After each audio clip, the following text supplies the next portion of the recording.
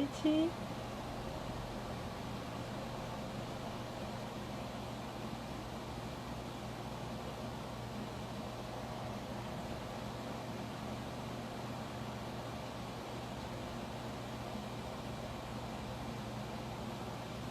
Olá, Renata. Boa noite. A nossa convidada já chegou. Vou convidar a Renata para o bate-papo. Enquanto isso, vamos esperando algumas pessoas. Eu acabei tendo que reiniciar, porque estava dando conflito aqui na... Não sei o que aconteceu com a minha tela. Não estava conseguindo entender o que estava acontecendo. Eu troquei. Cancelei e comecei de novo. Temos problemas de internet. Olá! Oi! E aí? Tá me ouvindo? Tô te ouvindo bem, tá me ouvindo? Ai, que bom. Boa noite, quanto tempo? Pois é, né? Deixa eu só tentar aumentar meu volume aqui, que está Tá bom. baixo. Peraí. Aqui tá te ouvindo direitinho.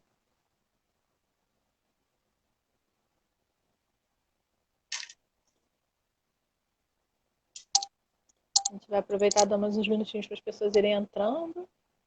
São 5 agora.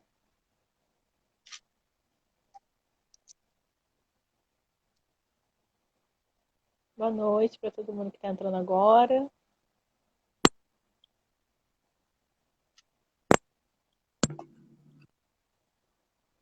Os amigos da Renata estão vindo em peso, isso é muito bom.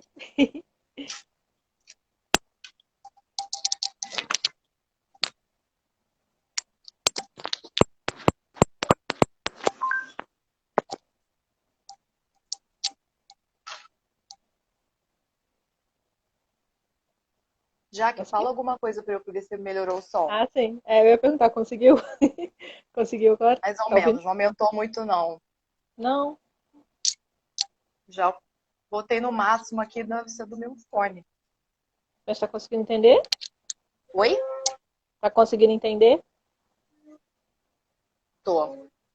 Ah, então tá bom. Boa noite para todo mundo que entrou agora e que está entrando. Hoje a minha convidada é a assistente social Renata Rocha. Né? Ela trabalha lá no INCA 4 junto comigo. Né? Eu sou da equipe dela, no caso. E hoje a gente vai fazer uma conversa super interessante sobre esse tema que atualmente está mais discutido, né, pelo que eu tenho percebido, que é a questão das diretivas antecipadas de vontade e do testamento vital. Né? E aí, para começar, eu gostaria que a Renata se apresentasse, até para a gente poder conhecer ela um pouco e como é que esse tema atravessou a vida dela, né? Como é que ela chegou nele para estudar, já que ela vem estudando ele já há algum tempo. Bem, vamos lá. Eu sou a Renata Rocha, né? Minha formação, sou formada em serviço social. Eu trabalho na saúde já há mais de 10 anos, no INPE especificamente, né? No HC4, na Unidade de Cuidados Paliativos. Vou fazer 10 anos daqui a alguns dias. Uhum. É, e aí, assim, foi nesse campo, né? Foi nessa vivência dos cuidados paliativos que eu comecei a me interessar pelo tema, mais especificamente em 2015, quando eu tive a experiência de acompanhar um caso de uma paciente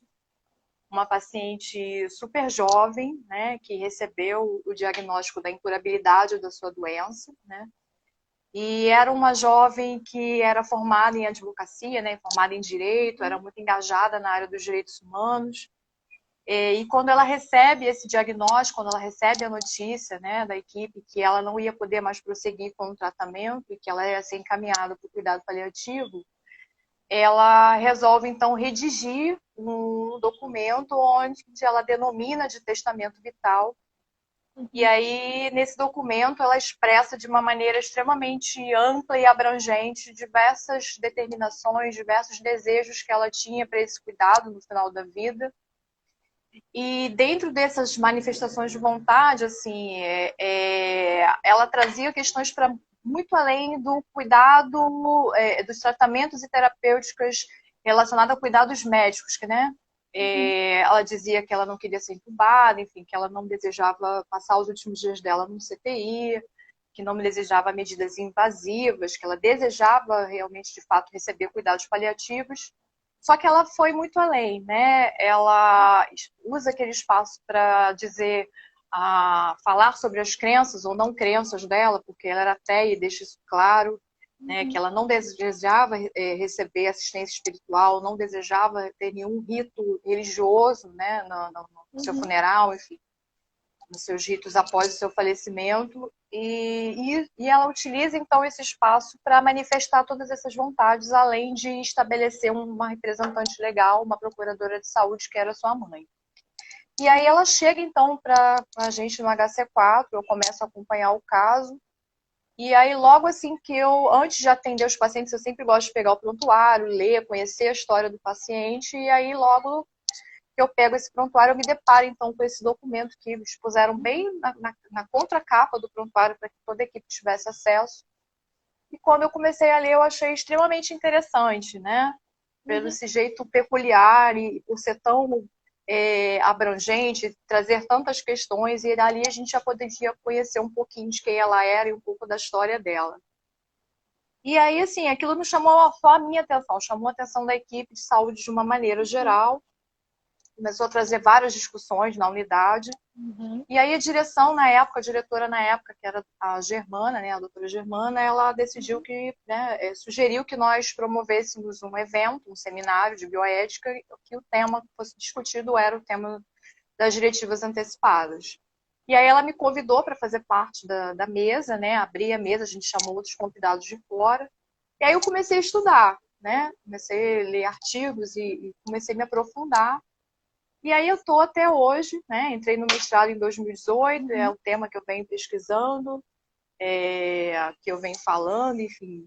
E eu fico muito feliz já que dessa oportunidade, já aproveito para agradecer esse espaço, uma honra estar aqui hoje, assim, podendo falar um pouquinho desse tema que eu considero assim tão importante, porque mesmo para nós profissionais de saúde, né, ainda existe um desconhecimento muito grande, né?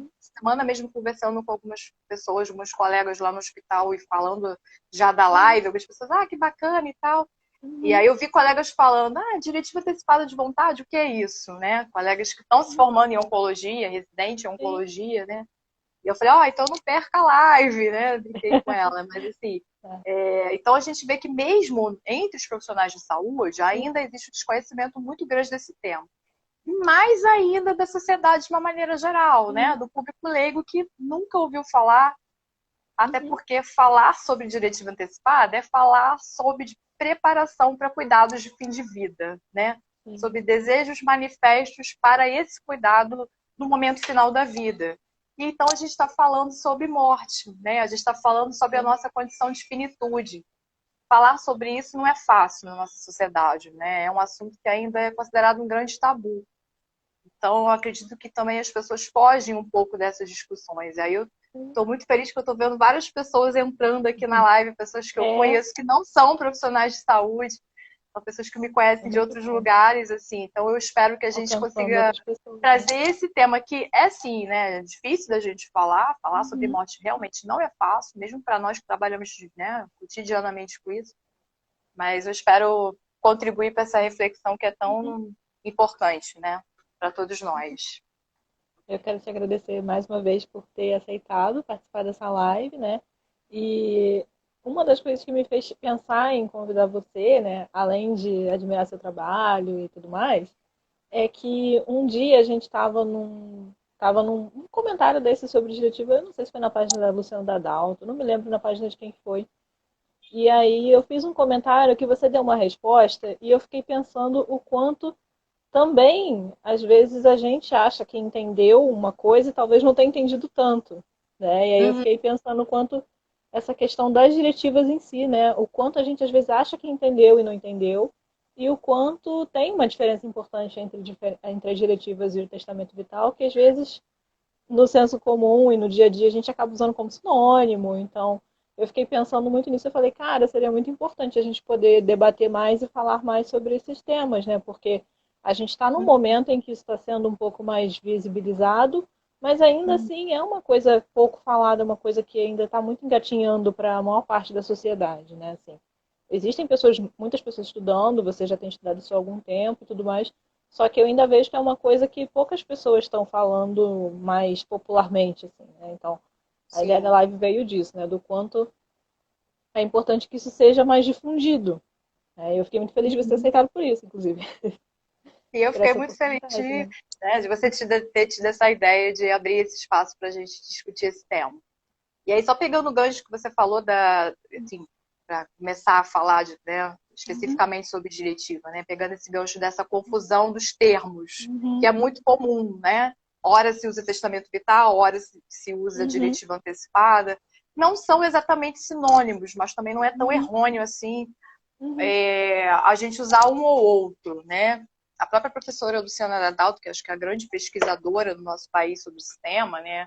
Ela faz uhum, essa diferenciação e aí ela pontua que o testamento vital seria essa parte mais específica, onde o indivíduo manifesta, então, os seus desejos, as suas deliberações relacionadas ao quais tratamentos, quais cuidados, quais uhum, terapêuticas ele deseja ser submetido ou não numa situação de terminalidade, né, que vai ser utilizado quando ele perder a capacidade de responder por si, né, quando ele não tiver mais o nível de consciência para poder tomar essa decisão, quando ele não tiver mais luz, enfim, quando ele perder essa capacidade de decisão. uhum, E quando a gente fala de diretiva antecipada, a gente estaria falando, na verdade, de uma junção de dois institutos que são diferentes, que é o testamento vital e um outro instituto jurídico que é o mandato duradouro. Então, um mandato duradouro nada mais é do que você eleger um representante legal, um procurador de uhum, saúde, enfim, alguém que vai te representar, que vai ter poderes delegados, né, pela pessoa, né, pelo aquele indivíduo, para representá-lo quando ele não puder mais responder por si. Então, a diretiva, ela seria um pouco mais abrangente do que o testamento vital por agregar esses dois institutos, o testamento vital e o mandato duradouro. E aí uma outra diferença é que o testamento vital, ele passa a ser válido quando o indivíduo perde essa capacidade decisória. Porque uhum, se o indivíduo ele é lúcido e orientado, é óbvio que a equipe de saúde vai se remeter diretamente a ele para essa tomada de decisão. Ele não uhum, precisa ir em um documento escrito, uhum, né? Ele vai ir diretamente ao paciente e para conhecer quais são as suas decisões, os seus desejos, enfim. Agora, o mandato duradouro, ele pode ser utilizado em situações mais transitórias. Né? A pessoa perde transitoriamente a capacidade de decisão, né? Por uma questão qualquer. Por exemplo, uma uhum, sedação, mas uma sedação que não é contínua. Uma sedação que é transitória. Enfim, é alguma outra condição que faça que o indivíduo, naquele momento, não responda mais por si. E aí o mandato duradouro ele pode ser, então, utilizado nessas situações mesmo que o indivíduo não tenha uma situação de incapacidade reversível, temporária, uhum. entendeu? Então, a diretiva a gente pode dizer então que ela tem um caráter mais abrangente, que ela agrega dois institutos diferentes do que o testamento vital. Mas a Uhum, gente encontra artigos que tratam os dois como sinônimos, entendeu? Então, uhum, assim, essa confusão terminológica a gente encontra inclusive na literatura, então ela é muito sim. comum. Mas alguns autores fazem essa diferenciação e o meu trabalho também faço, e eu acho importante a gente distinguir as duas coisas, porque as duas coisas são muito importantes, né? Tanto Uhum, se deixar mesmo manifesto esses desejos, essas deliberações, mas também se instituir um representante legal, né? Ter alguém que vai sim. estar ali na hora, de fato, né, te representando e falando por você quando você não puder mais responder por si, também é algo importante. E uma outra coisa também que eu tenho pensado, né, é a questão da formalidade, né? Como é a formalização dessa, como é que se faz para isso ter algum valor, né, digamos assim? Porque quando Uhum, você fala, de certa forma não deixa de ser um documento jurídico, né? Tem um valor de documento, né, uma coisa mais formal, né? Como é que é esse processo dela se tornar uma coisa, digamos assim, reconhecida pelos outros, né? Porque você pode ter um processo em que a pessoa verbaliza os desejos, verbaliza o que ela quer e o que ela não quer, e isso não necessariamente pode ser tomado na hora das decisões, né? Uma decisão, uhum. principalmente com uma equipe que não conhece o paciente, né? Pensando em coisas, situações de emergência e tudo Sim. mais. Se existe esse processo, né, de formalização, como é que isso funciona? Qual é o valor jurídico que tem? Se isso é reconhecido ou se existe dificuldade de reconhecer, como é que é isso? Então, assim, na verdade não existe um formato padrão, né? Uhum, Uma normatização desse instituto, porque uhum, ainda no Brasil não existe uma lei específica que regulamente as diretivas antecipadas de vontade. uhum, Geralmente é na lei que regulamenta, né, os negócios jurídicos, enfim, esse tipo de uhum, instituto jurídico, é que vai dar a forma que ele deve ter. E a uhum, gente não tem esse tipo de legislação no Brasil. O que existe, né, é uma resolução do CFM, né, do Conselho uhum, Federal de Medicina, que conceitua o que é diretiva antecipada de vontade, enfim, traz uma série de outras resoluções, mas é uma resolução de um conselho, né, de uma categoria específica de saúde, né, uhum, que é a categoria médica, e ele não institui, até porque o objetivo não é esse, né, nenhuma forma. O que essa resolução traz é que a partir do momento que o paciente, ele, mesmo que ele não traga nada por escrito, mas ele verbalize as suas decisões, né, para o médico, e ele descreva essas decisões em prontuário, ele já tem uma validade, uhum, ele já pode ser considerado como uma diretiva antecipada de vontade. Então, não há nenhuma obrigatoriedade legal que exista um uhum, documento escrito, lavrado, né, uhum, em cartório, né, que seja uma escritura pública. Não existe essa exigência.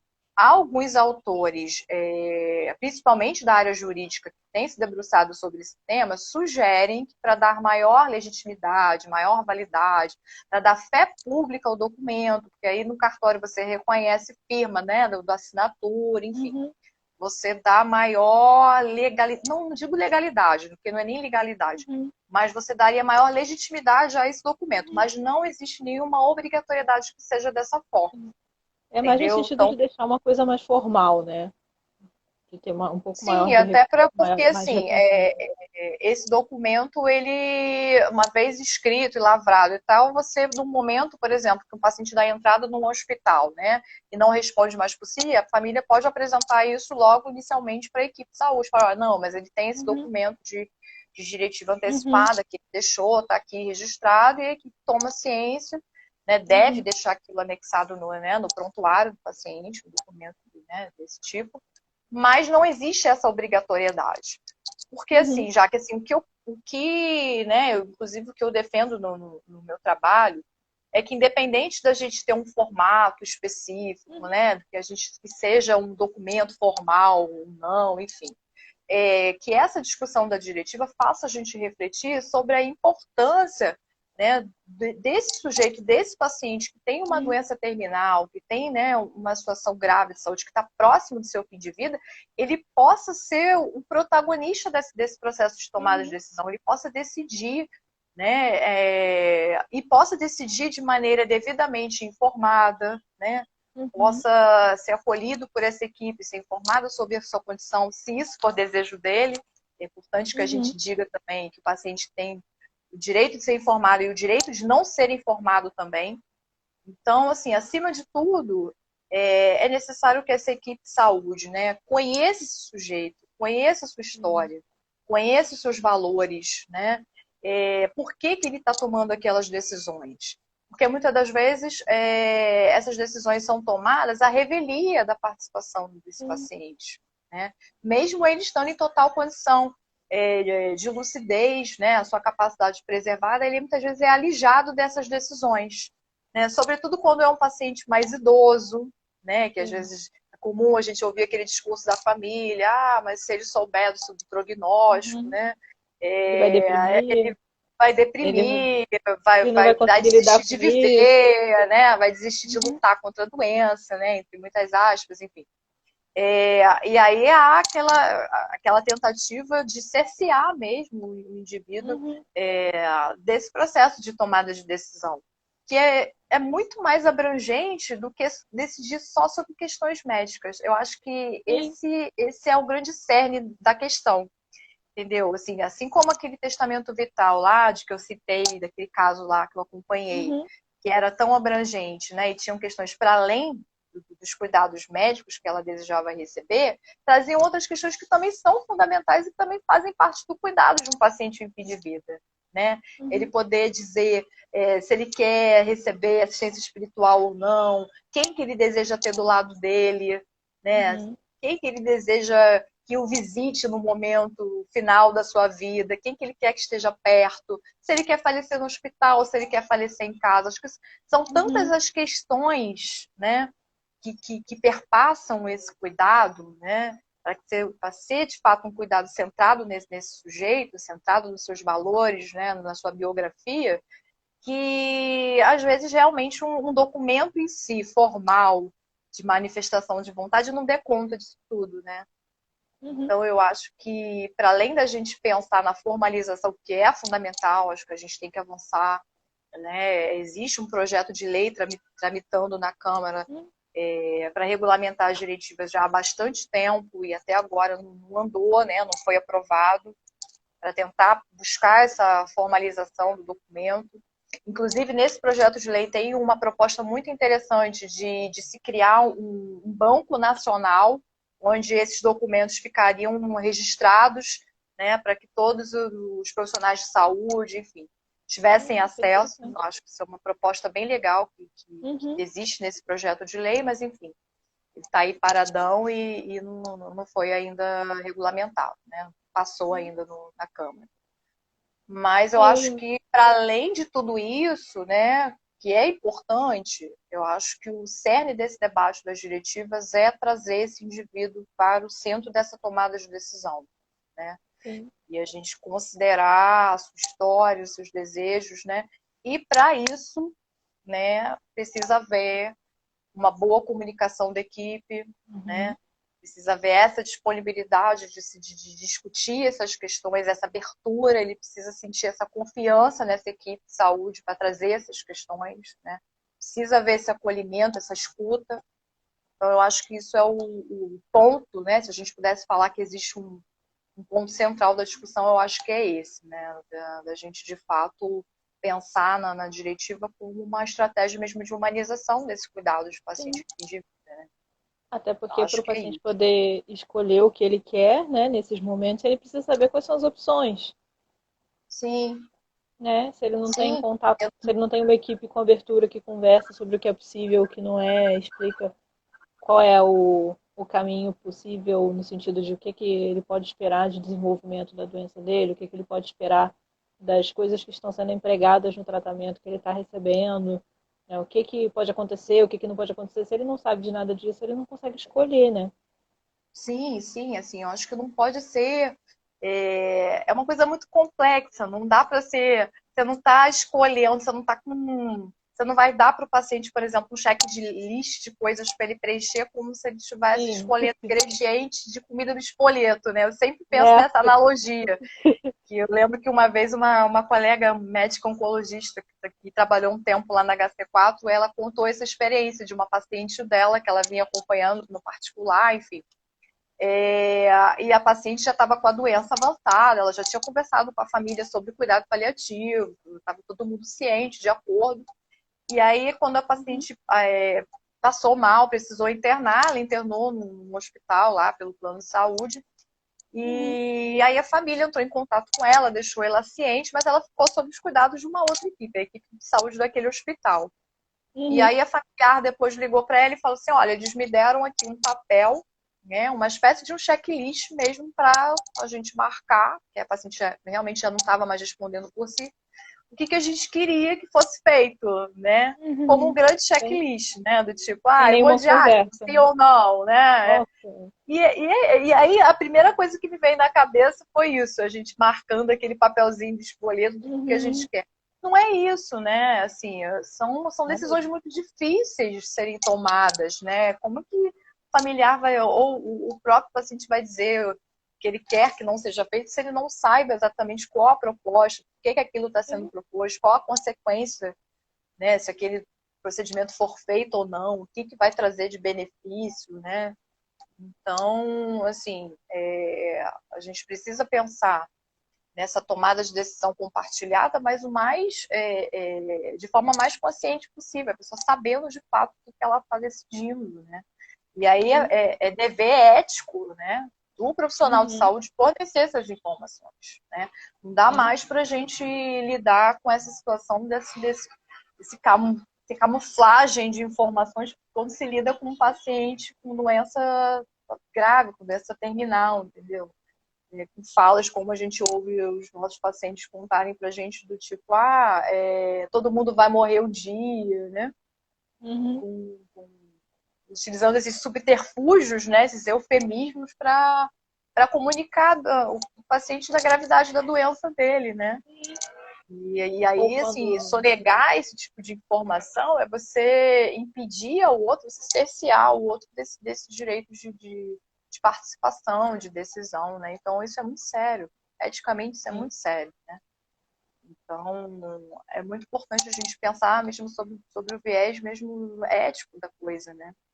E, assim, sim. tá nas nossas mãos, assim, enquanto profissionais de saúde, garantir a autonomia desses sujeitos, a liberdade desses sujeitos, né? Esses direitos que são direitos fundamentais, né? Inclusive, a diretiva antecipada, assim, ela não tem uma lei, mas existe uma série de fundamentos constitucionais que Uhum. legitimam ela no nosso país, né? Então, os direitos fundamentais, né, que estão previstos na nossa Constituição, inclusive, elas são citados sempre, né, pelos autores que tratam desse tema como base dessa discussão, né? O princípio da dignidade, né, da pessoa Uhum. humana, né? O princípio da liberdade de decisão, né? Então, só esses princípios, só não, porque já é muita coisa, né? Os Sim. princípios fundamentais da nossa Constituição são muita coisa, né? Se eles fossem postos em prática, A com gente é bem certeza a melhor. gente teria um contexto muito diferente, mas assim, Uhum. então, assim, a gente tem um dever ético mesmo de garantir a esses sujeitos essa liberdade, essa dignidade, né, no fim da vida. Está nas mãos de nós, profissionais de saúde. Né? Uhum. Tem uma pergunta aqui que acho que já até vai na sequência, né? Que é quando é indicada a manifestação do uso do testamento vital ou da diretiva antecipada de vontade? Repete Quais de novo, seriam as quando é indicado o indicações, quê? né? Eu não escutei. Peraí, Quando é peraí. indicada. Ah, tá aqui. Quando é indicada a manifestação do uso de testamento vital ou diretiva antecipada de vontade. Em que momento a gente pode conversar sobre isso, digamos assim, né? Eu acho. Quando é que a Olha, gente conversar começa a sobre. introduzir esse assunto? Acho que introduzir esse assunto a gente tem que falar sempre. Né? Eu defendo que a gente tem que pensar sobre isso, inclusive quando a gente não tem nenhuma doença, né? Quando a gente Uhum. está são, que a gente está com a nossa Tipo, a mente, gente né, em agora. condições de pensar sobre tipo agora, né? Uhum. Eu acho fazer uma diretiva antecipada, a gente não precisa esperar ter um diagnóstico de uma doença terminal para iniciar, né, de escrever uma diretiva de vontade. Agora, quando ela passa a ter validade, é quando ela tem um caráter substitutivo, né? Quando a pessoa não Uhum. puder mais responder por si, aí sim ela vai ter validade, ela vai ser importante, porque eu até falei isso lá no início. Se o paciente, se o indivíduo, ele tiver com a sua condição cognitiva preservada, ele tiver a lúcido orientada, ele deve ser consultado. Então, a Uhum. diretiva, ela passa a ter validade quando o sujeito, quando o paciente não puder mais responder por si. Agora, quando que ela deve ser feita? Eu acho que não precisa se esperar, né? Eu acho que Uhum. a gente deve, precisa pensar sobre isso, mas assim, é claro que quando a gente fala, por exemplo, das pessoas idosas, né, de um paciente em Uhum. acompanhamento geriátrico, acho que é importante para os profissionais que lidam com esse público, né, principalmente, começar a abordar essas discussões. A gente tem hoje disponível, né, eu queria falar um pouquinho sobre isso também, alguns mecanismos que foram criados. A Sociedade Brasileira de Geriatria e Gerontologia, a SBGG, tem criado uns Uhum. instrumentos assim, muito legais para Uhum. disparadores, né, dessas discussões. Um deles eu trouxe até aqui o meu, não sei se vocês vão Ah, conseguir legal. enxergar. Ah, o baralho. É tipo baralho, né? Estão conseguindo ver? Cartas na mesa. Sim, é o cartas na Esse mesa, para quem não baralhinho conseguiu aqui, ele ler. se chama carta, tem também? Uhum. Esse baralho, né, ele foi traduzido pela SBGG, né, no Estados, ele foi criado nos Estados Unidos. A SBGG ele traduziu para o português. E aí é um baralho mesmo. Vou abrir uma cartinha aqui para mostrar para vocês. Então ele tem várias cartinhas mesmo, assim, igual um baralho. E aí Uhum. nessas cartinhas eles têm várias questões que estão relacionadas a decisões de paciente fim de vida. né? Por exemplo, a que eu peguei aqui, ó, diz o seguinte: quero a minha família e meus amigos perto de mim.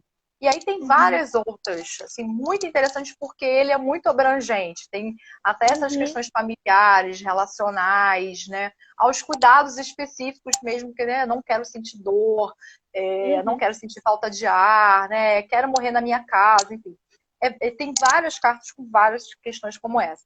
Então, assim, esse baralho, né, foi criado como uma forma de você tentar introduzir esse assunto com o paciente, né? Uhum. E, assim, eu utilizo muito como recurso pedagógico das minhas aulas, que eu trabalho diretivo antecipado, eu uso isso muito com meus Uhum. alunos. Gosto muito para fazer a galera refletir mesmo Uhum. e meio que criar a sua diretiva ali. É óbvio que ninguém vai sair da minha aula com a diretiva pronta, mas já começar a disparar. E a experiência tem sido muito legal, o retorno dos alunos Uhum. assim, que nunca tinham parado para pensar nisso. É óbvio que no início gera um certo impacto, assim, né? Fica todo mundo meio Uhum. assim, mas depois o retorno é muito bacana. E um outro que aí eu não vou conseguir mostrar aqui, mas assim, que tem facilitado muito, né, começar a se fazer uma diretiva, é um aplicativo também da SBGG, chamado Minhas Vontades. Né? Só entrar lá, quem tem Android, só entrar lá no Play Store e baixar. Eu baixei o meu recentemente e já Uhum. comecei a fazer a minha Esse eu não diretiva. conhecia, não. Que legal. Esse é mais recente.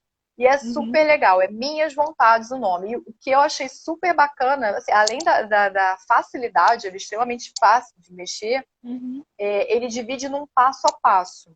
Então, primeiro ele começa explicando o que é diretiva antecipada e tal, e aí depois ele começa nesse passo a passo que você que descreve. Então, ele fale um pouco agora dos seus valores, então é Uhum. super bacana.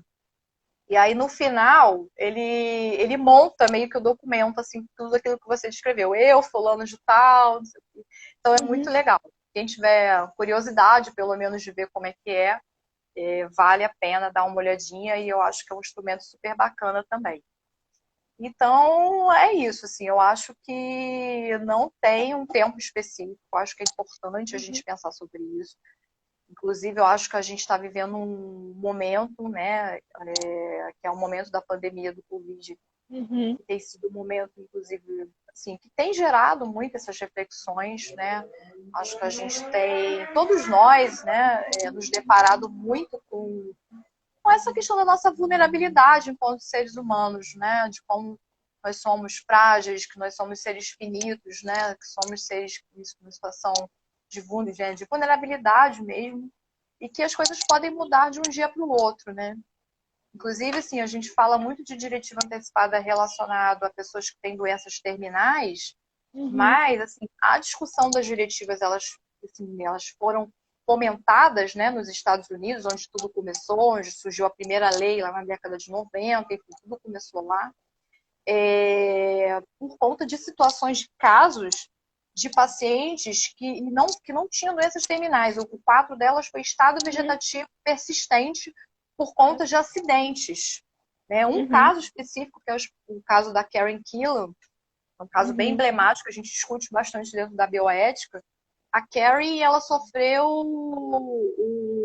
A Carrie foi overdose. E aí, por conta da overdose, ela era super jovem, 20 e poucos anos, ela entrou em coma e aí depois ela foi diagnosticada com um estado vegetativo persistente.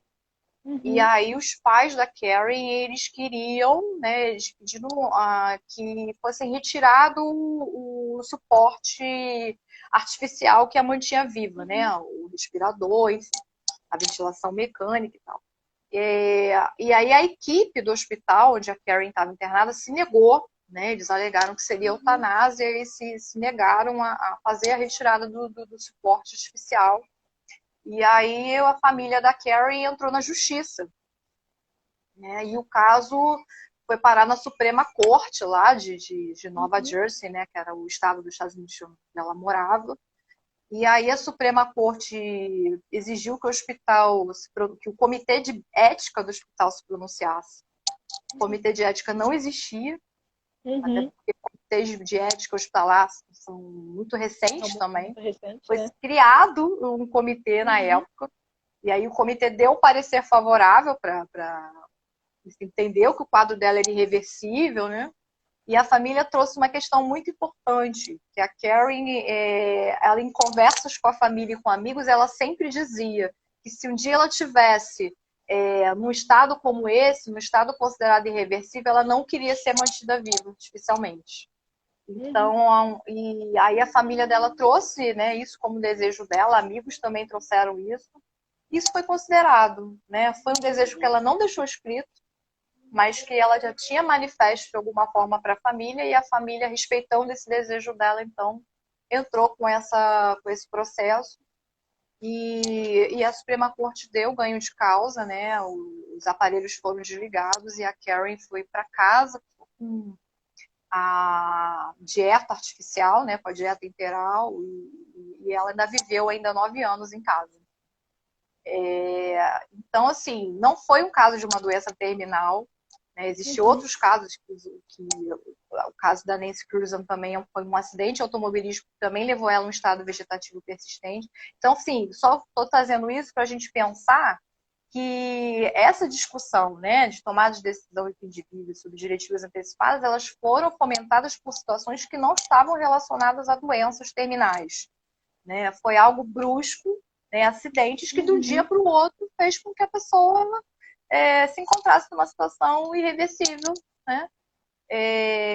E precisava ser decidido o que ser feito com essa pessoa.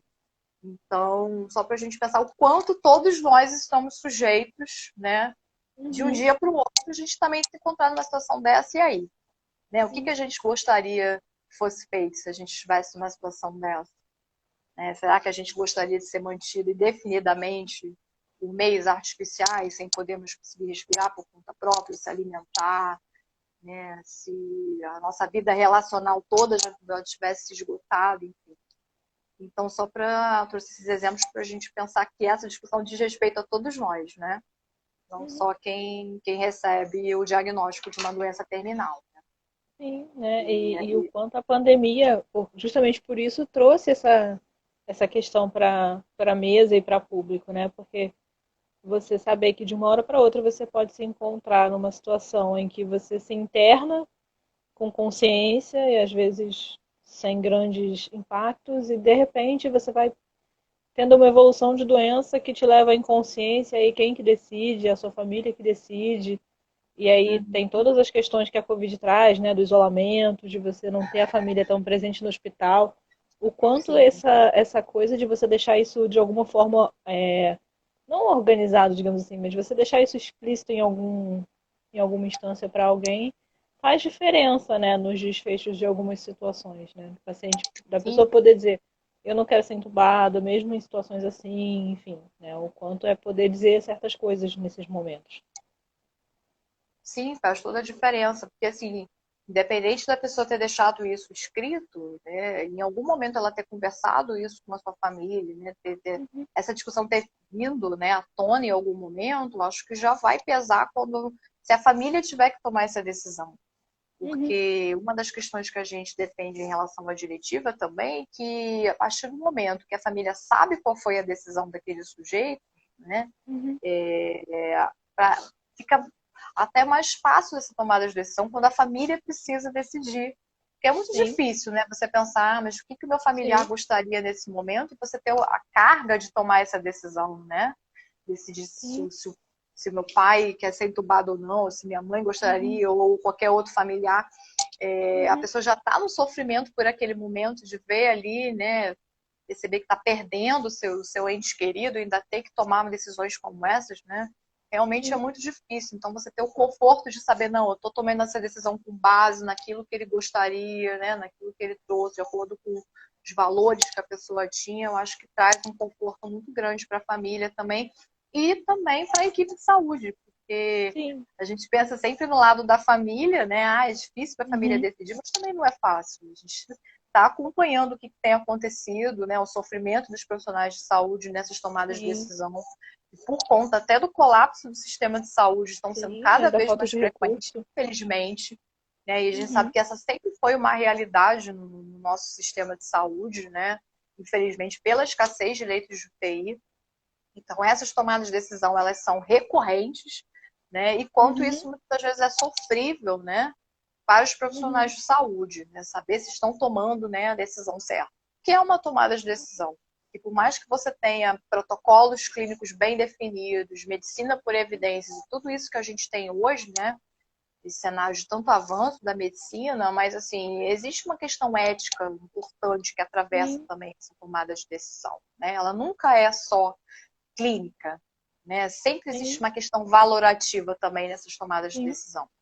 Então, quando a equipe também decide, sabendo que aquele era o desejo do paciente, né? A gente está promovendo uma intubação paliativa porque esse era o desejo dele, ou uma Uhum. sedação paliativa, né? Porque esse era o desejo dele, né? Caso algum sintoma a gente refratário, a gente não conseguisse controlar de outra forma, enfim. E qualquer outra tomada de decisão, eu acho que traz também um conforto e uma tranquilidade maior também para todo mundo, né? Saber Uhum. que está ofertando um cuidado condizente com aquilo que aquele indivíduo queria, né? Almejava. Né? Então, acho que isso aí é um ponto importante também para a gente Uhum. pensar. Até como a gente poder enxergar a diretiva como parte desse plano de cuidado que a gente está propondo para os pacientes, né? Uhum, Porque você não está lidando com uma situação isolada em específico, né? Você tem uma trajetória. Pensando principalmente nos nossos pacientes, né? Pacientes em cuidado paliativo, eles têm um caminho já de vida dentro daquela uhum, instituição, dentro daquele tratamento, já tem uma trajetória, um itinerário, né, que ele percorreu e o quanto essa diretiva pode fazer parte, deve fazer parte desse trajeto, até para que a gente consiga ter tempo de poder fazer proposições e pensar em opções e pensar em tratamentos onde ele possa dizer a vontade dele dentro de um tempo em que seja possível algumas coisas serem concretizadas ou outras não, né? sim. Sim, e assim, aí quando a gente fala de plano de cuidados, aí sim a gente está falando de algo muito mais amplo, né? Porque o ideal é que a Uhum, gente tenha um plano de cuidados de fato que seja feito, né, por uma equipe multidisciplinar, né, que uhum, leve em consideração todos os aspectos daquele paciente, todos os aspectos daquele cuidado, né? Então, eu acredito que, assim, mais do que falar de diretiva antecipada, a gente precisa bater nessa tecla dessa construção desse sim. plano de cuidados, né, integral, né, articulado com pelos múltiplos saberes e que consigam Uhum, abarcar todas essas questões, né? sim. Porque esse cuidado é muito complexo, né? Não, acho que não se trata só de se decidir se quer não ou ser entubado, se quer Uhum, não, enfim, receber uma hemodiálise, ou, enfim. É muito mais abrangente, né? A gente vê isso no cotidiano sim. da nossa prática. Quantas questões que atravessam esse processo de fim de vida, né? É, até trazendo outro exemplo, eu gosto de trazer exemplo até para a gente poder Sim, é pensar como muito é que bom. isso se dá na prática, né? Uhum, A gente estava, eu acompanhei um caso na semana passada de uma paciente uhum, que o quadro dela vinha evoluindo mal, tinha uma obstrução intestinal maligna, então a gente sabia que ela tinha um prognóstico muito ruim. E aí o companheiro dela, percebendo que ela vinha piorando, enfim, e aí ele veio falar comigo que queria resolver logo, queria realizar o desejo dela, que era eles fazerem a união estável. uhum, E aí eles tinham feito planos de fazer isso em casa, numa cerimônia, né, com a família e tal. E aí ele estava muito temeroso de não dar tempo, porque ele viu que ela estava uhum, piorando muito rápido. E aí, inicialmente, eu até pensei da gente organizar, né? Conversei com algumas pessoas no hospital o que a gente podia fazer nesse cenário de pandemia, que a gente tem que limitar o acesso das pessoas no uhum, hospital, evidentemente, né? Mas, enfim, é uma realidade que a gente vem enfrentando. E aí, depois, conversando, a equipe em conjunto sobre isso, a gente pensou, não, por que a gente não propõe, então, deshospitalizá-la, né? Nem que seja por uhum. pouco tempo, para ela realizar os desejos dela na casa dela e aí sim eles poderem ter as pessoas que eles querem ter juntos nesse momento, né? Mesmo sabendo que fosse por pouquíssimo tempo. E aí Uhum, isso foi pensado em conjunto, porque na hora realmente eu não me ative nisso, eu achava que era completamente uhum, inviável essa proposta de sim. hospitalização. E aí a gente levou isso para a médica e tal, e a gente conversou em equipe, e a gente levou isso para eles, e eles, né, Uhum, toparam, sabendo que eles poderiam voltar caso, né, quando o quadro piorasse, que isso poderia ser muito rápido, ela podia voltar para o hospital, que não necessariamente ela precisava falecer em casa. E assim foi feito, né? E assim, eles conseguiram realizar o desejo deles em casa. Ai, que bom. E logo depois ela foi ficando mais sonolenta, e agora ela reinternou já em cuidados ao fim de vida, né? Então, assim, eu acho que isso é falar sobre um plano de cuidados Sim, abrangente, né? Um plano de cuidados que leve em consideração todas essas questões, né?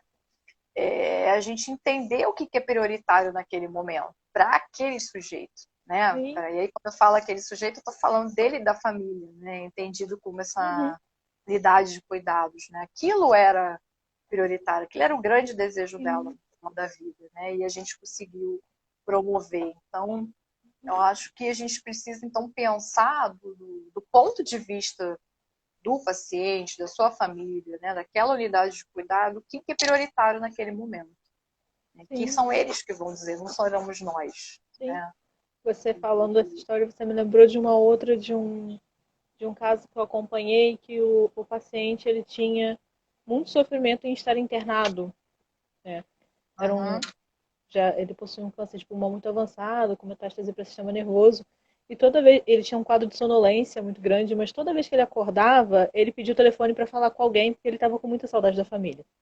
E a família Uhum. dele era uma família muito extensa, então ele tinha sempre alguém para conversar e ele sempre queria falar com alguém. E aí ele passou vários dias da internação dizendo que ele queria ir para casa, que a última coisa que ele queria fazer na vida dele para casa era ficar com a família, porque ele precisava ir para casa para se despedir das pessoas e porque ele queria ser batizado. E Queria aí ser o foi quê? todo esse Batizado? batizado, ele queria ser batizado. Uhum. E aí foi todo um processo da equipe de conseguir fazer essa deshospitalização, que não foi fácil, porque ele tinha muito sintoma, né? Mas aí se conseguiu que levassem o oxigênio até a casa dele, que fizessem Uhum. várias coisas para adaptar para ele conseguir chegar na casa dele, que também era uma casa de difícil acesso, né? E ele virou paciente da atenção domiciliar e ele ficou pouquíssimo tempo na atenção domiciliar, mas ele conseguiu realizar todas as vontades dele, né? Uhum. Ele conseguiu voltar para casa, conseguiu ter a família perto dele, conseguiu ser levado para ser batizado no sítio onde ele queria, pela pastora que ele queria, exatamente tudo do jeito que ele queria. E aí no final, ele queria que fizessem um culto, que ele falou que era o último culto que ele queria fazer como se fosse uma grande festa, porque ele era uma pessoa que adorava festa, então ele tinha que fazer Uhum. uma festa para encerrar a vida dele. E ele falava muito nesse sentido, assim, tipo, ele entendia muito da terminalidade dele muito próxima, né? Uhum. E aí a irmã estava muito chateada, porque quando chegou o dia que eles tinham marcado, não ia poder juntar um monte de gente na casa, né, por causa da pandemia, e porque as pessoas estavam, cada uma fazendo uma coisa, algumas pessoas estavam mais longe e tal. E aí veio a ideia de fazer metade presencial, metade online para todo mundo participar. E Ah, ele que ficou legal. muito feliz com isso. E isso foi feito, acho que numa sexta-noite. Ele faleceu no sábado de manhã, foi alguma coisa assim. Então, o Uhum. quanto foi possível, através do trabalho da equipe, realizar, de certa forma, todos os desejos desse paciente, né? Sim. E como esse suporte faz diferença. Não, sim, muita diferença, né? E assim, Uhum. e aí, assim, a importância também do tipo de suporte que é dado para essa tomada de decisão, né? Porque assim, Sim, é, que condição também que esse paciente vai para casa? Ele tem que ter uma rede de cuidados em casa, né? Que vá dar conta desse cuidado. Por exemplo, esse caso que eu citei dessa uhum. paciente, para ela poder ir para casa, ela foi com medicação subcutânea, né? Então a gente Uhum. teve que treinar o filho, o Exatamente, ele também. companheiro, né? Então, assim, a gente meio que se engaja junto com a família, mas assim, existe Sim, uma estrutura que permite essa realização desse desejo também. E aí, quando eu falo de sim, estrutura, eu estou falando, óbvio, né, da condição da família se organizar, mas de outras uhum. questões também, do hospital poder fornecer os Sim, insumos necessários para você poder manter o paciente em casa, né? O paciente que precisa de oxigênio, né? Você uhum. conseguir viabilizar o oxigênio domiciliar, né? Você conseguir viabilizar a medicação necessária para ele ficar confortável em casa. Então, assim, às vezes a realização desse desejo tem muito a ver com o que você consegue também promover de subsídio, né, para que isso Uhum. aconteça, né? Porque senão você fica só na idealização. E aí, Sim, infelizmente, a gente sabe que nem todo lugar, nem toda instituição, né, tem essa estrutura, né, infelizmente. Então, às vezes o paciente fica internado, né, porque não tem condições de ir para casa de jeito nenhum, porque mora num lugar de difícil acesso, porque a família não tem condições de cuidar em casa. E por mais que ele diga do desejo, por exemplo, de óbito em domicílio, a gente sabe que nem sempre isso é viável, né? Porque a gente sabe o que isso acarreta, como é difícil burocraticamente para a família resolver, né? Conseguir alguém que constate o óbito, assim. Então tem várias outras questões já também que atravessam que vão permitir que esses desejos de fato se realizem ou não. Porque a gente lida com a realidade concreta, né? A gente tem que conseguir mediar, né, esses desejos expressos, né, essas vontades, com aquilo que a gente tem de concreto para poder concretizá-los, né? Que nem sempre, às vezes é essa questão do suporte, às vezes é a questão, né, da estrutura que ele vai ter em casa, mas às vezes são outras questões, às vezes é um sintoma refratário que você não consegue deshospitalizar, né? Às vezes não tem tempo hábil, enfim, são uma série de fatores, né, que a gente precisa. E aí o papel da equipe também de conversar com esse paciente, explicar por que isso não é viável, né, mas pensar de repente numa outra alternativa. Que esse caso que eu te falei poderia ser que ela não conseguisse de alta mesmo, e a gente ia ter que tentar pensar em viabilizar que eles fizessem essa cerimônia no hospital de alguma forma, com menos pessoas por causa da pandemia, enfim, mas a gente ia buscar de alguma forma viabilizar isso, né? Então a gente tem que ser o tempo todo. E essas questões, assim, por exemplo, no nosso caso, que a gente lida com um paciente extremamente complexo e que o quadro dele muda, às vezes, muito abruptamente, de um dia para o outro, né? Essas decisões são diárias, né? Essas avaliações e essas conversas com o paciente, com a família, são contínuas. Então, às vezes, a gente decide, programa uma coisa e não dá certo, né? Mas, assim, como que a gente ajusta isso ao que é possível, né? Da melhor maneira possível. É um desafio, mas é muito bom e dá super certo quando a gente tem uma equipe, né, de saúde, de fato, multiprofissional, trabalha de forma interdisciplinar, que conversa, que delibera em equipe, né, que projeta um plano de cuidados em equipe. Isso faz total diferença. Né? Porque não adianta eu pensar em uma coisa sozinha e o outro colega de outra área não participar, não concordar, né? Aí a coisa fica difícil. Né? Mas quando você tem uma equipe afinada, faz total diferença. E aí eu falo dessa equipe, não falo só da gente profissional de saúde, não, porque eu vejo muitas das vezes a gente trabalhando em equipe mesmo como paciente, com a família. Como nesse caso, foi um trabalho em equipe. Vamos fazer? Vamos. E aí todo mundo se engajou e deu certo, entendeu? E é isso, assim, eu acho que é um grande time, acho que essa tomada de decisão é isso, assim, a gente precisa trabalhar em conjunto mesmo para a coisa fluir da melhor maneira possível, porque eles ficam felizes e a gente também, eu fico satisfeita pra caramba, eu saio do trabalho, quando a gente né, as consegue pessoas falam, caramba, vocês trabalham com paciente, né, com morte, é difícil pra caramba, pô, a gente fica, né, a gente sai satisfeito, feliz da vida, porque a gente faz o que a gente gosta e que a gente acredita, e essas pequenas realizações fazem diferença pra gente também, né? Sim. A Monique fez uma pergunta sobre qual a importância do trabalho interdisciplinar nesse processo do testamento vital. Acho que você já respondeu um pouco, mas pensando mais no caso do testamento mesmo, da elaboração do testamento, né, a equipe tem um papel central, principalmente para explicar o que são as opções, né? Como é que uma pessoa vai elaborar o testamento se ela não sabe nem o que é uma opção? Sim, é claro que assim, né? Como eu disse, o testamento vital está muito relacionado com questões de escolhas relacionadas à conduta médica. Então, o médico tem um papel preponderante, mas eu acredito que toda equipe tem um papel fundamental. Porque às vezes é numa conversa, por exemplo, com a psicologia ou com o serviço social ou com outra categoria não médica que algumas questões são trazidas, né? Sim. Então, eu acho que em qualquer tomada de decisão, mesmo por questões clínicas, acho que o trabalho da equipe como um todo faz diferença. Por isso que é importante, né? A gente que trabalha com esse perfil de paciente, independente de não ser da área médica, a gente tem que ter domínio de várias questões. Né? Saber qual é o prognóstico desse paciente, saber como é que é a evolução clínica, né, daquela doença que ele tem. A gente precisa ter o domínio dessas informações mínimo também, porque às vezes não é para o médico, para o paciente vai trazer determinadas questões. É para Sim, psicólogo, é para assistente social, é sim. para nutricionista, né? É para fisioterapeuta. E aí o médico falou, ah, mas não falou nada disso comigo, né?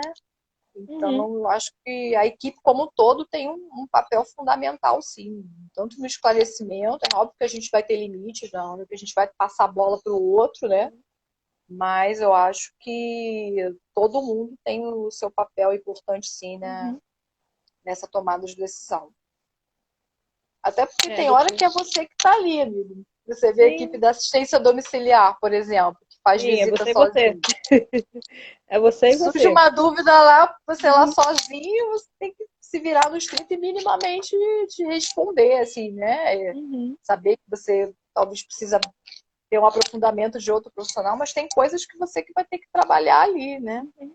Sobretudo sobre essa questão da finitude, né? O paciente pergunta claramente se está morrendo e você tem que estar preparado para conversar sobre ele com isso e o que isso vai trazer depois, né? Dessa conversa. Então, acho que todos têm um papel fundamental. Tem alguns comentários aqui. Vou ler eles Eu rapidinho. estou tentando ler, mas falar e ler ao Eu mesmo tenho muita tempo. dificuldade de fazer isso também, mas eu vou tentar aqui. Garantir a vontade do paciente ainda é um desafio gigante, verdade. A postura da equipe ajuda muito ao paciente e à família. Fico muito feliz em ver vocês tão jovens se debruçando em cima de um tema Nem tão ainda jovens tabu e assim. tão difícil. É, Obrigada só, pelos jovens, só adorei. a carinha, só a carinha. A coluna é de 200.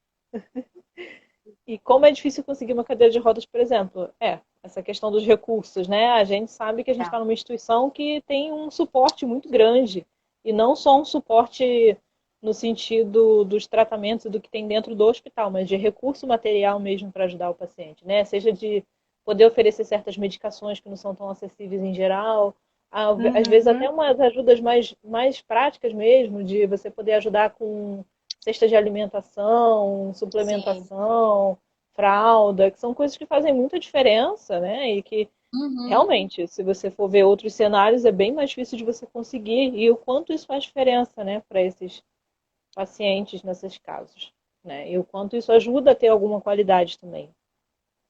Sim, porque senão, assim, a gente fica, assim, a gente acaba discutindo isso para um público muito específico, né? Para pessoas que Uhum, podem ter acesso e acaba que isso sim, não abrange a grande maioria da população que não tem acesso a esse tipo de recursos. E aí, assim, como que você fala de, eu vou decidir qual cuidado? Não, eu vou ter o cuidado que é possível, né? E uhum, não que eu decido, uhum. porque E o aí que a é gente possível vê, muitas vezes é o não cuidado, né? A pessoa não ter sim, acesso nenhum.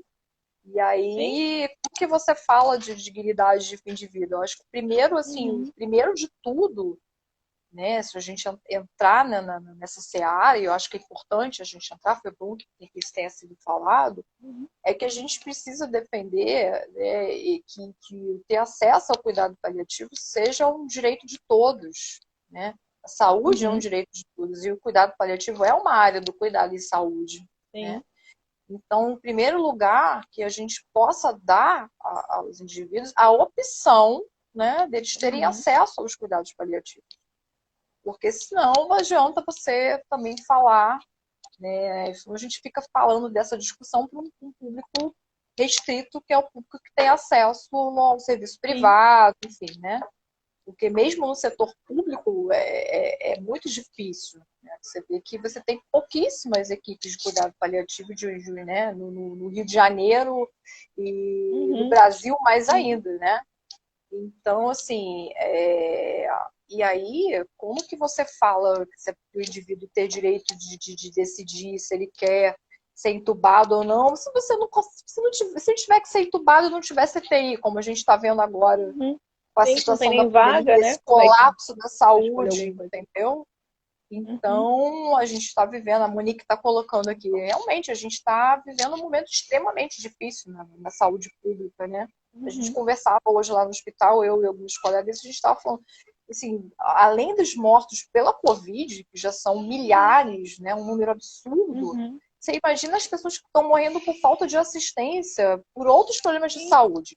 porque não tem vaga no hospital, porque está tudo lotado de Covid. O cara que tem um AVC, o cara que tem um infarto, tem um outro problema de saúde que está buscando atendimento e não está encontrando também. Então, assim, a gente tem hoje um cenário muito pior do que está colocado aí, eu não tenho dúvidas, né? A gente tem 300 mil mortes catalogados, né, notificados de Covid, mas a gente não tem dimensão do número de pessoas que vêm falecendo diariamente, né, por outras doenças, por outros agravos de saúde, que também estão sofrendo com esse colapso da saúde, né, como um todo, não mais só da saúde pública, porque a falta de leitos também tem atingido os hospitais privados. Como que isso tem, enfim, tornado a situação extremamente grave, né?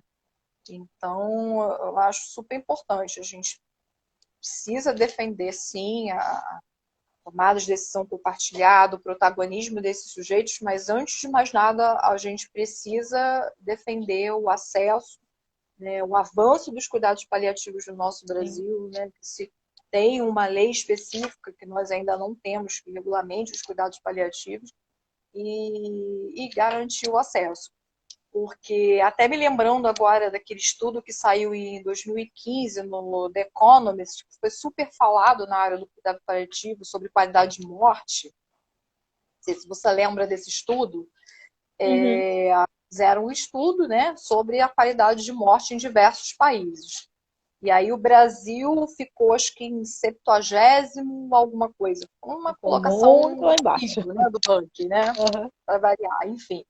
E aí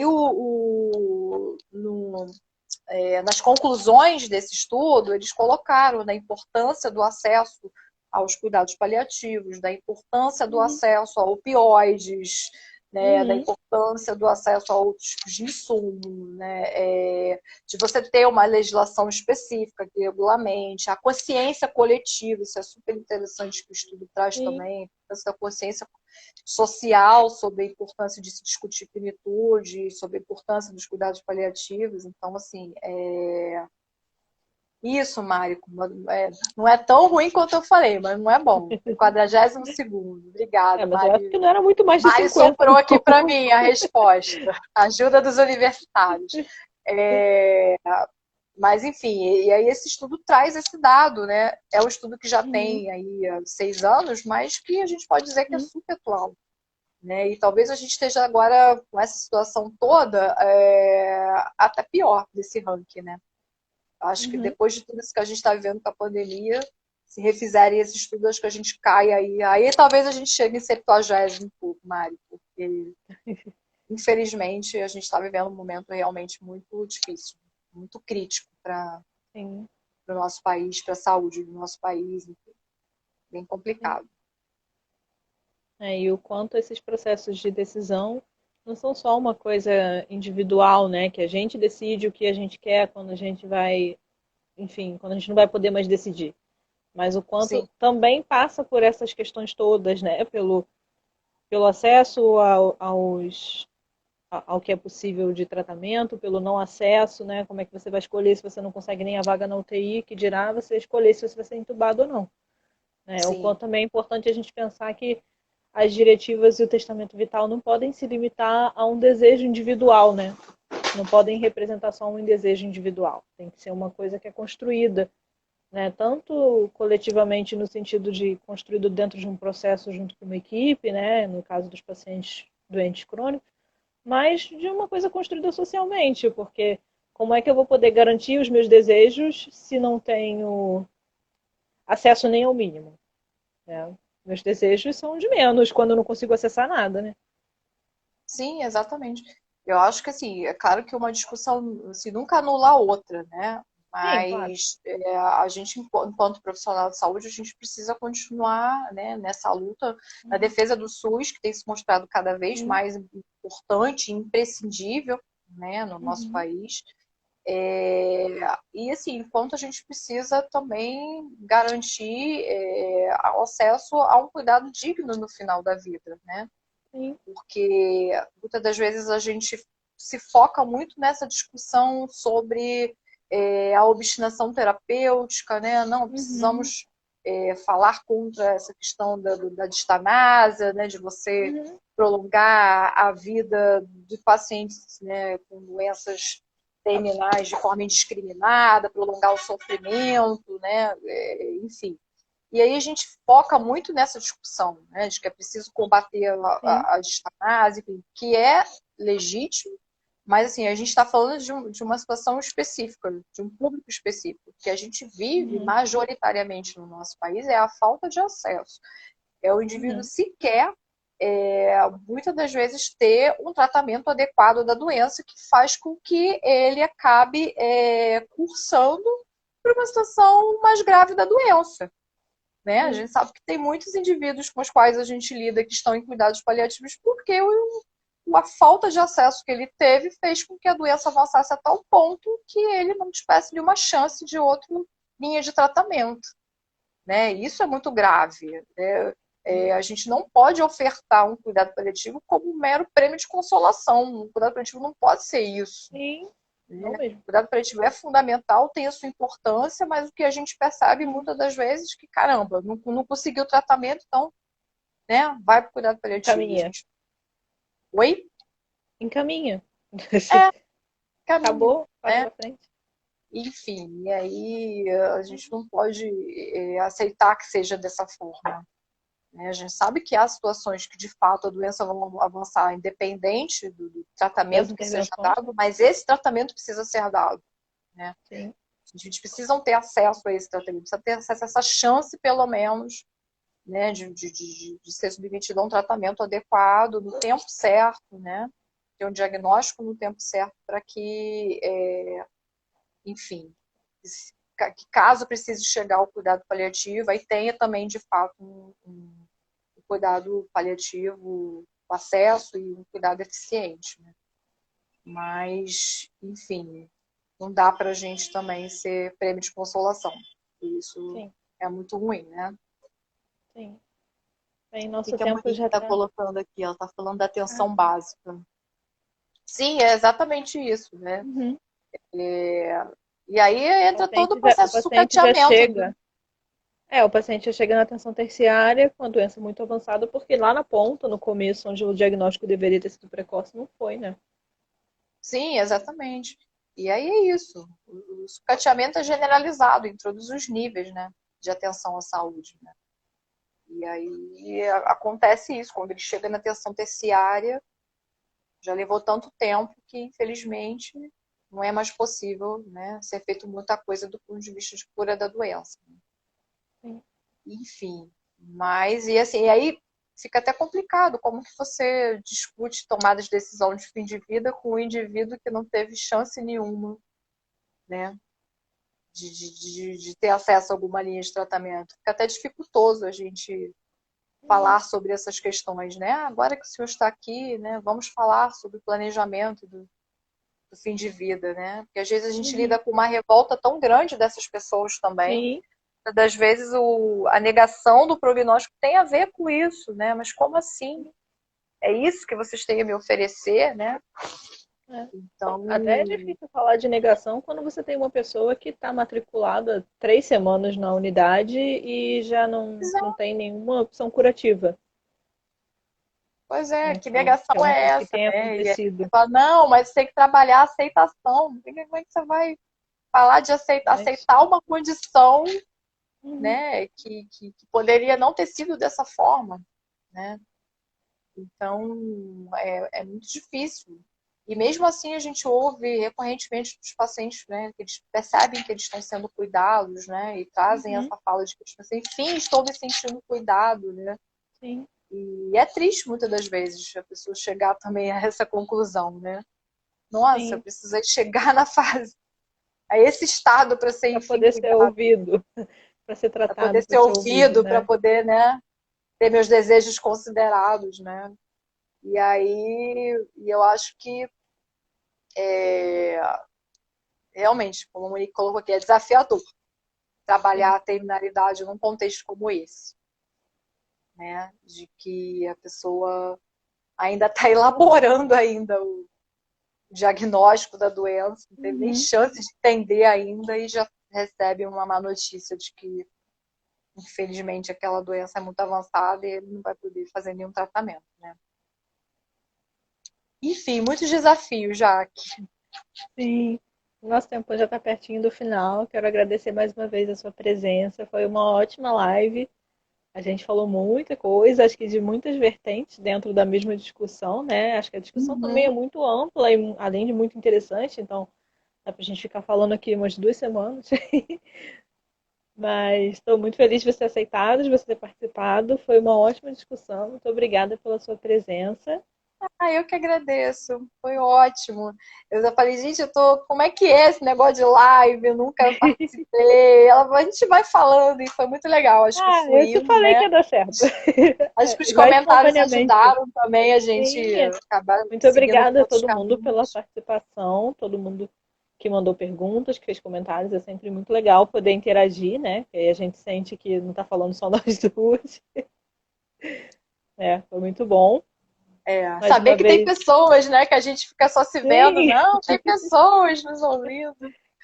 Bem bacana. Obrigada a muito todo mundo que ficou com a obrigada. gente até agora. E mais uma vez, Obrigada. obrigada, Jaque. Foi muito bom, tá? Eu que estou muito Estamos feliz de aí. você Que ter precisar. participado da Final do Tambor. Nem gosto de falar desse tema, né? Nem gosto. Vamos pensar numa próxima, então. Então tá bom. Estamos à disposição. Para quem não conseguiu ver, ou quem perdeu algum pedaço, ou quer rever depois, vai ficar salvo no GTV a live, tá? Vai ficar aqui no Psinoncologia mesmo. É isso, obrigada a todo mundo. Boa noite, bom descanso. Para quem tiver feriado amanhã, bom feriado. Para quem vai trabalhar que nem a Fiquem em gente, bom casa, descanso. galera. Por favor, não saiam de casa, não é feriadão Não para é curtir na praia, feriado pelo para amor de Deus. passear. Cuidemos, nos cuidemos. Isso. Tchau, tchau. Boa noite, gente. Tchau, boa noite.